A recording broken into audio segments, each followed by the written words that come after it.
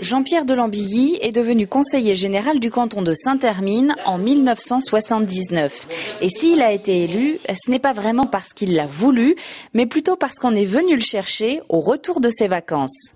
Le 2 février, nous sommes rentrés pour trouver à l'aéroport quelques maires de Saint-Hermine avec quelques autres personnalités. Surpris. Ils m'ont dit, vous savez qu'il y a des élections cantonales le 11 mars ? Non. Eh bien, on compte sur vous. On ne m'a pas laissé le choix. Voilà. Et c'est comme ça que je suis rentré au Conseil général pour y faire un petit séjour de 25 ans. 25 années au cours desquelles le chef d'entreprise travaille au sein de 2 commissions, la voirie et l'action économique.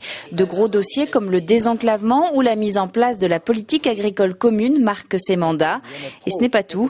Le conseiller général doit aussi défendre en permanence son canton, quitte à composer parfois avec des demandes un peu particulières. On pouvait encore intervenir pour des histoires de fautes, de conduite.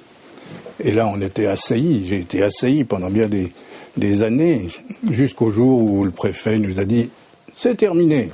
Et pour moi, ça a été merveilleux. Plus d'intervention. En 2004, Jean-Pierre de Lambilly a 72 ans. Après 4 mandats, le conseiller général de Saint-Hermine ne se représente pas. Il estime sa mission remplie. Une décision qui permet à l'ancien chef d'entreprise de retrouver une vie personnelle plus sereine.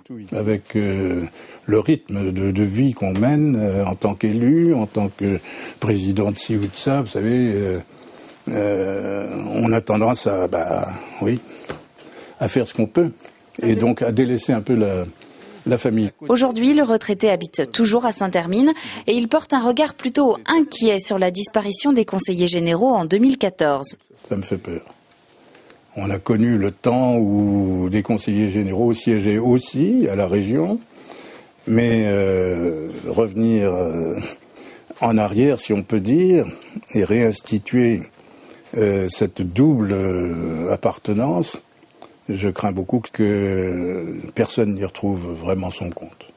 Même s'il ne siège plus à l'Assemblée départementale, l'homme n'en a pas pour autant raccroché avec la vie politique. Après un quart de siècle passé au Conseil général, Jean-Pierre de Lambilly est aujourd'hui conseiller municipal de la ville de Saint-Hermine.